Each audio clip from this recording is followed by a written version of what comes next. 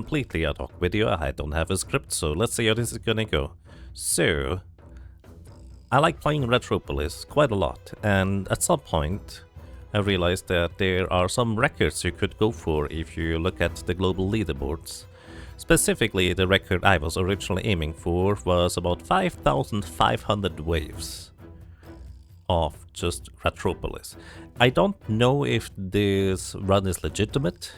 I mean, I have neither proof for nor against it, but the main reason why the question might come up is 5,500 is not divisible by 30. One cycle of the entire thing runs for 30 waves. But then again, 5,500 is a really nice number, so they might have just ended on that because they might have run into the same problem I have. I am not at 5,500. I'm actually not even all that close to it. Welcome to Ratropolis. This game or run here has been running for a long time. I have literally every single advisor. I have seen every single event, so none of them are actually coming up ever again anymore. And this is the forest area. If you're not familiar with Ratropolis, this might sound a bit weird, but the short version is this entire thing just you can play forever. It's literally endless, and I'll get into a little bit more of the detail for how I set up things and how things are going. But the original reason I chose the forest map is because you can get a rare event where enemies no longer will spawn in from the left, which I figured it would be a lot more easy to defend against the ever increasingly more powerful and sturdy enemies if they are only coming from one side, which, well, it took a while until I finally got that event to show up, and it's not wrong. However, basically once you get to a certain point, the enemies stop becoming stronger. Basically, effectively, they just, I don't know what it is exactly, but effectively their HP values presumably overflows, and they just literally cannot have as much HP as I'm dealing damage. That is kind of the short version here.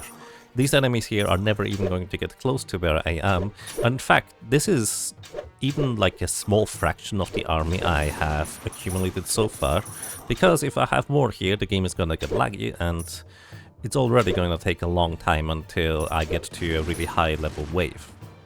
Now, the interesting thing to me is that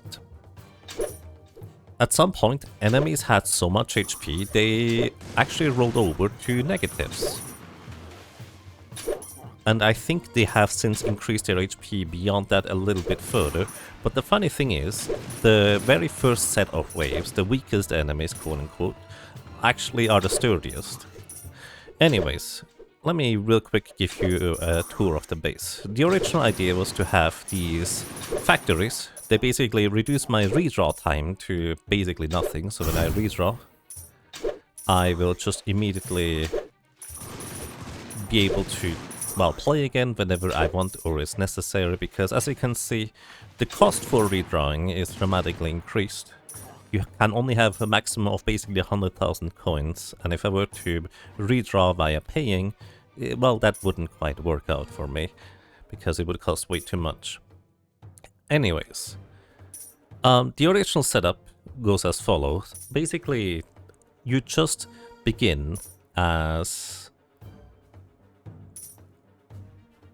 either an engineer,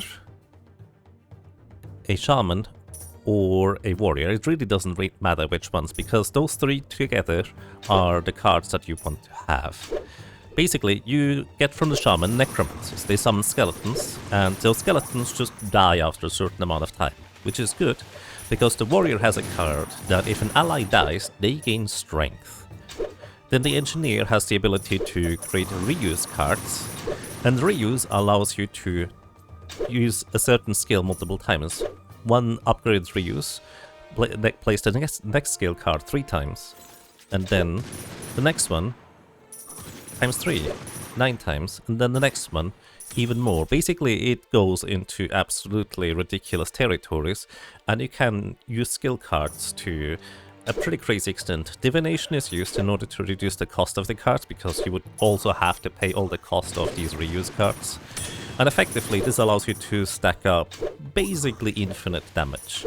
These guys here, if you look at one of these guys, he has 1.3850 E plus 7. This is like 10 to the power of 7. That is what, 13 million damage, I believe. That is just the damage. And I specifically chose these guys because they just puff out in a cloud, which means their cloud will continuously damage enemies as well as damage in a big area. Then eventually I realized I don't need nearly as many creatures, and I'm basically done. I eventually cultivated these little guys. These are actually from the Navigator leader, and they have a very unique trait. Effectively, when you summon these guys, depending on how much supply you have currently available on your leader, they increase in speed in terms of how quickly they attack. So as you can see, this guy just fires absurdly fast, so he is just demolishing anything that gets even remotely close to where we are. And, well, that's all the entire setup, really. I also have a trap here that deals with a lot of damage.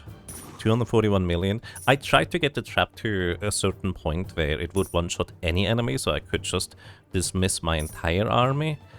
But it is really tedious to try and do that because, well, the reuse only scales up to a certain point, basically. You can only reuse like 8 or 9 times, and then that's the max amount of reuse, like, stacks you can possibly have. Beyond that, it just doesn't do anything for you anymore. But yeah, effectively, once I reach a certain stable state, I just let the game run. We are only at wave 3358 out of 3360, and I have finally decided I'm just gonna leave it at that. This is good enough for me. Some things that I feel like could be improved. Maybe the desert would actually be better for infinite waves. Even though you have to defend on both sides, there actually have been cases where enemies still attack from the left, and I've never managed to capture it as to when that happens, but occasionally this wall is just broken and I don't know why. But the rest of my big army here is just sitting here anyway, so it's whatever. But it was kind of interesting. Anyways, we're gonna get to wave 3360. Would have been probably a bit of a nicer number to do this at 3330, but only just now I had the resolution. I was just saying, you know what? That's good enough. I think I am done, because I also would like to play this game just normal sometime.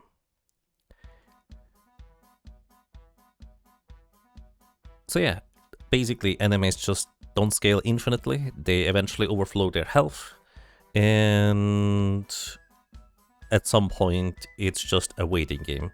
Another thing I feel like I could optimize if I were to try this again is try to get as many events as possible that reduce the enemy spawn time for waves. Because right now I chose the events that gave me the most time to set up, because, let me be honest, the waves are actually quite difficult to survive once you get to Endless 1, 2 or 3 or 4, because you don't have your infinite damage setups yet. But also, it would have made basically letting the game just run be a whole lot smoother, because it took like, what, an hour to do 30 waves until I have to click the next set. And if you don't have the game highlighted, like this, it doesn't run. You cannot... This is not on my laptop, this is on my PC, so I don't let my PC run overnight because it gets way too warm, but... Statistics. Settlement number 222. 3360 waves defended. And I did this also on the easiest difficulty, because I don't think there's any... Like when you go for global rank 2, sweet. When you go for maximum waves, then there's... By the way, this is kind of clearly a cheated run, right? In fact, this one and this one are as well, because there's literally no way to get more than 900 points. If you clear the game on the highest difficulty, you get 900 points, that's it. There's nothing else you get. Endless waves do not give you a score.